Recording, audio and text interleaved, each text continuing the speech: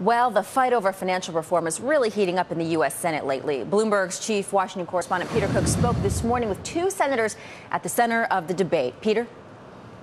Well, Lori, Democrat Mark Warner of Virginia, Republican Bob Corker of Tennessee, both members of the Banking Committee, and they've crossed the aisle to work together on financial regulatory reform. I sat down with both senators this morning for an exclusive interview to get their take on Senator Chris Dodd's latest proposal and the prospects for passage in the U.S. Senate. Senator Warner, Senator Corker, thanks to both of you for being here on Bloomberg. Thanks for having us. If you had to vote on this bill as is today, would you do it? Listen, I think there are ways that the bill can be improved. I actually think that Senator Corker and I we were probably 98% of the way there. He and Senator Dodd may have been 95% of the way there. I think our sections are going to be really strong. I think this bill desperately needs to be bipartisan because what we hope to put in place are the rules of the road for the next 30 years. Kind of more moderate centrist positions is where this bill ought to end up.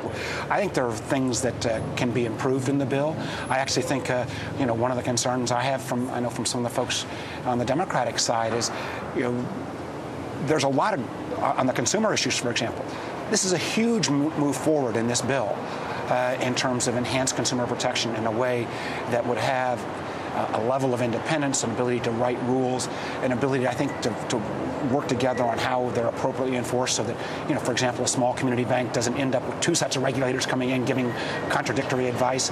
And my hope would be that on my side of the aisle, some folks don't turn this into the kind of public option of the financial reform area. Look at the substance. Look at the enhanced consumer protection, which I think actually Bob Corker and Richard Shelby and a lot of Republicans want to have enhanced consumer protection as well, but it ought to be done in an orderly process. We're 18 months after the worst financial meltdown in modern American history.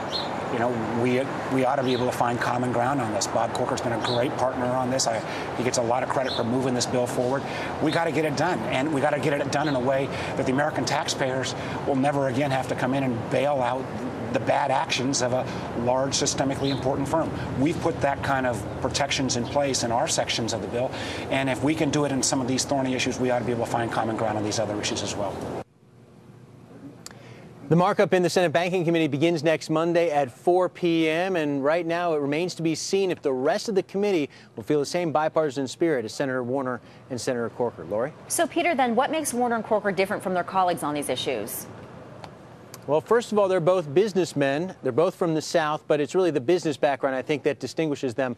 They both have operated businesses. They know what the reality is for corporations operating out there, for credit, those sorts of issues. I think that is a clear link between these two. And they're centrists, at least they've tried to be on these issues. They still feel that there is a bipartisan middle ground on regulatory reform. Again, it remains to be seen if the rest of the Senate, the rest of the Congress will get there with them.